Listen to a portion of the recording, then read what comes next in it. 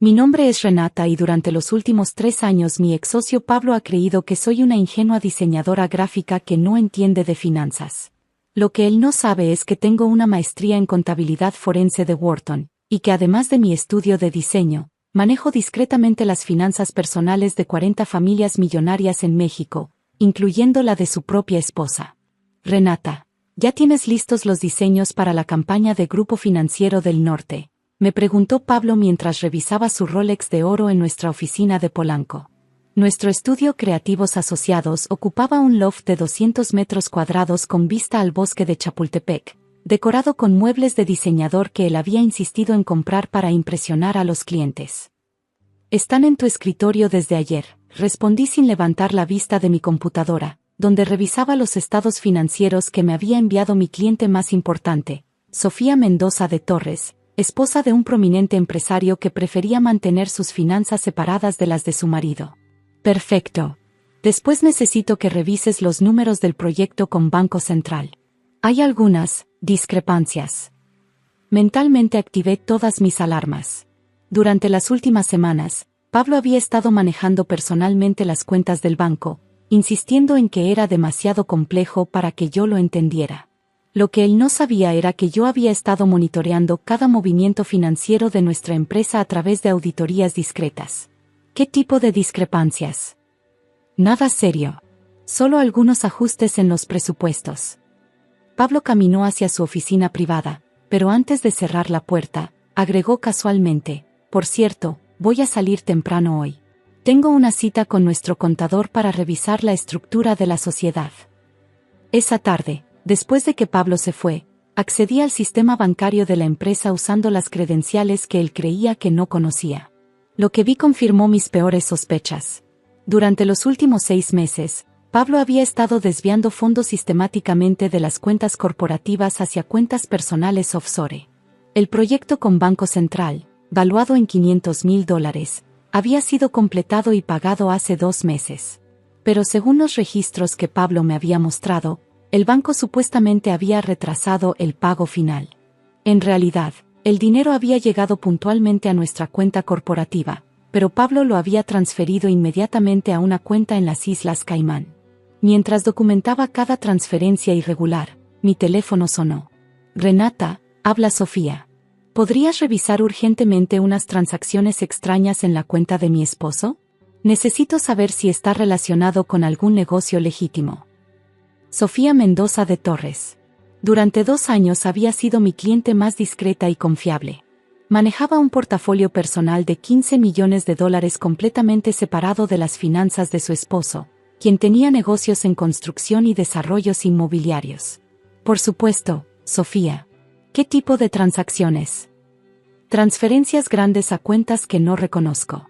Y algunas inversiones en empresas offshore que parecen sospechosas. Envíame los detalles por correo encriptado. Los revisaré esta noche. Después de colgar, una idea comenzó a formarse en mi mente.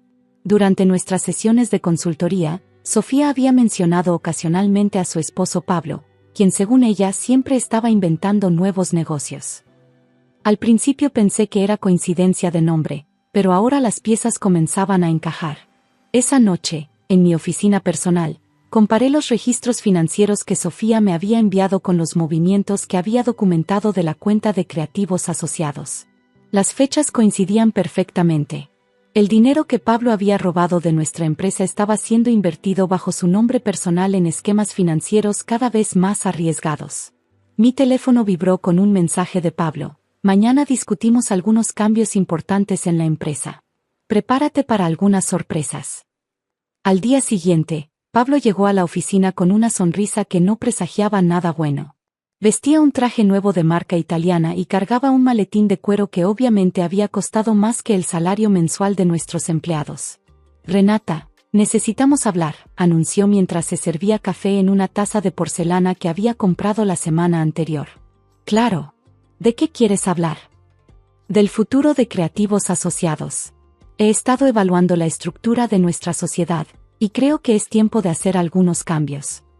Se sentó en el sofá de cuero frente a mi escritorio, cruzando las piernas con la confianza de alguien que cree tener todas las cartas ganadoras. ¿Qué tipo de cambios? Bueno, seamos honestos. Durante los últimos años, yo he estado manejando todos los aspectos financieros complejos de la empresa.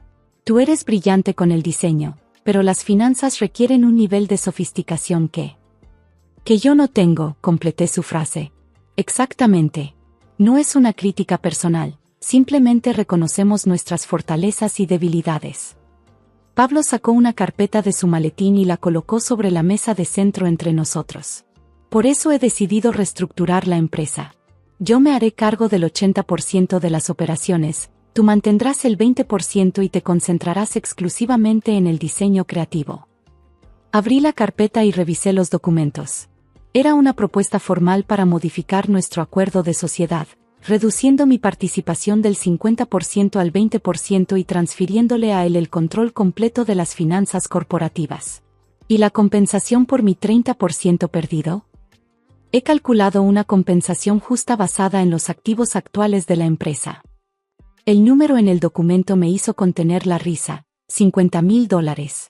Para una empresa que según nuestros registros oficiales tenía contratos activos por más de $2 millones.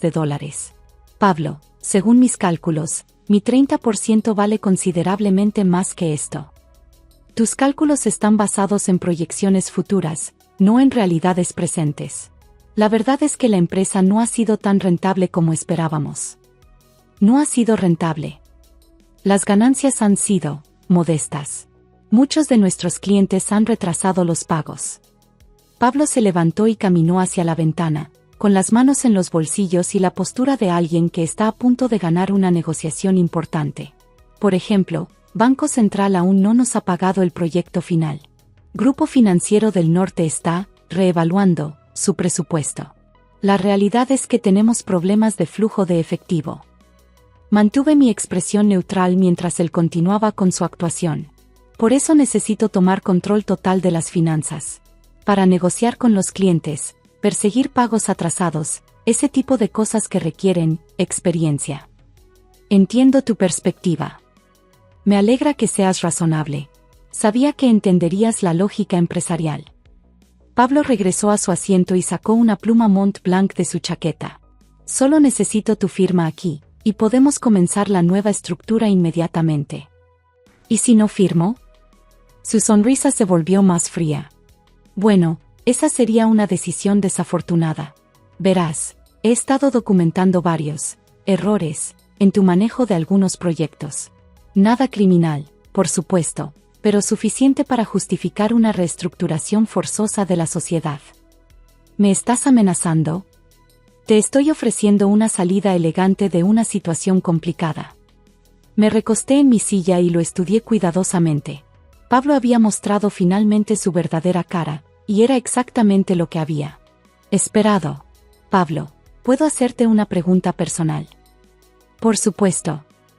¿Realmente crees que soy tan estúpida como para no darme cuenta de que robaste el dinero de Banco Central?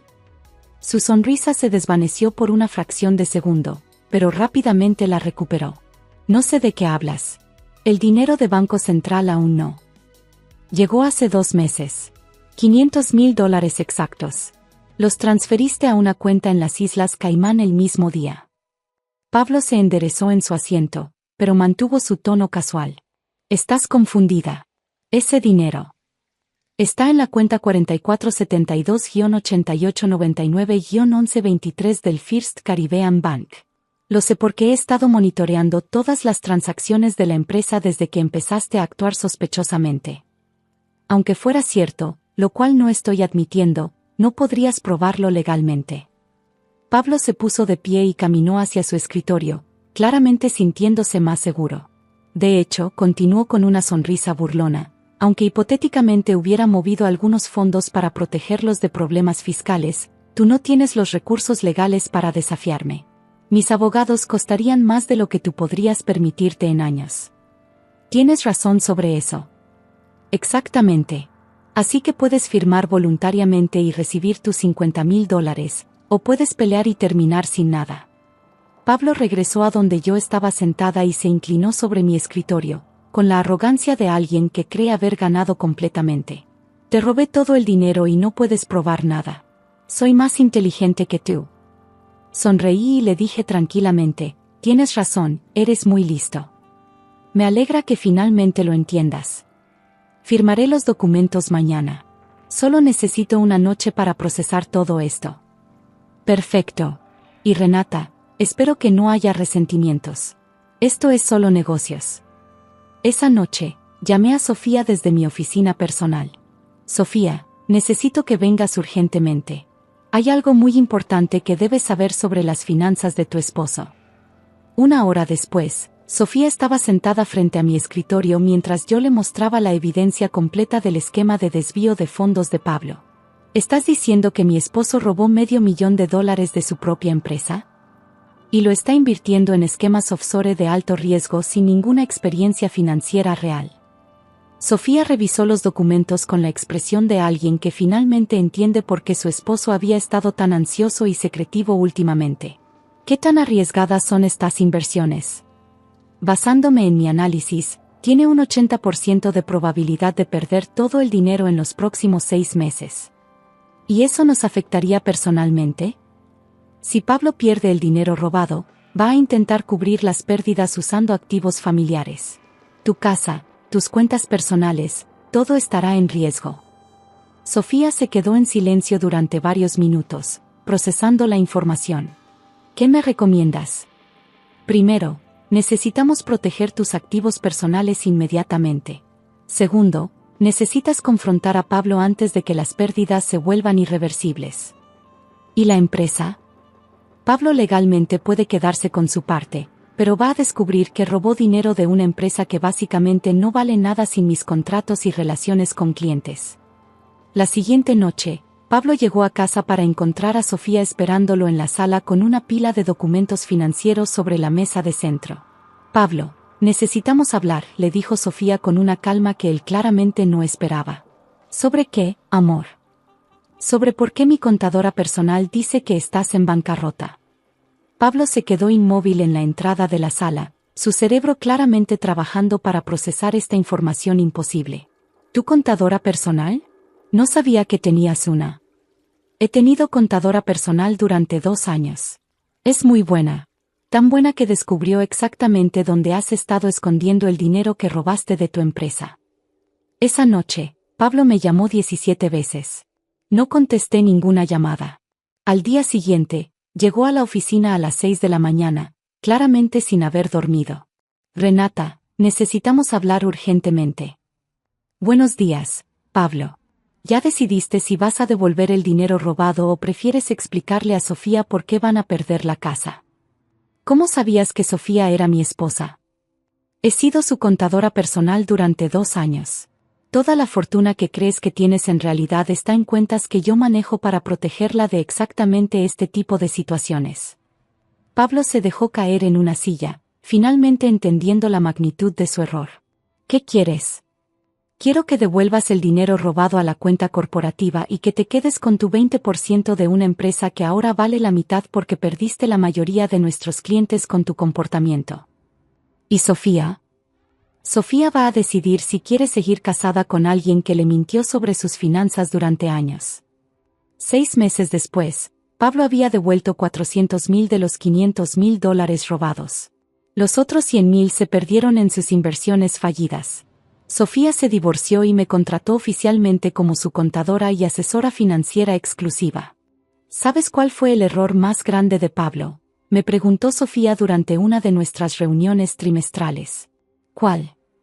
Subestimar a las 2 mujeres más importantes en su vida al mismo tiempo. Sonreí mientras revisaba su nuevo portafolio de inversiones. A veces la arrogancia ciega a las personas sobre las conexiones que realmente importan. Pablo había aprendido que robar dinero es fácil, pero esconderlo de alguien que maneja las finanzas de tu propia familia es imposible. Y yo había aprendido que a veces la mejor protección contra los estafadores no viene de sistemas legales complejos, sino de conocer íntimamente a las personas que más tienen que perder.